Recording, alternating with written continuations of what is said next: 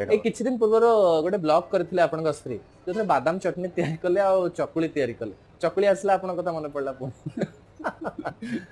जाहो सेटा मने पड़ुछि एटा बड़ कथा मु समस्त हृदय रे अछि बार मु करे किछ न करे किंतु जति से अभियोग को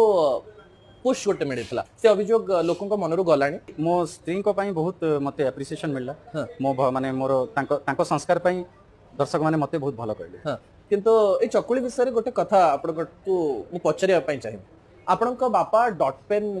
सिनेमा देखिले डॉट पेन सिनेमा देखि बाहर को आसले जणे झियो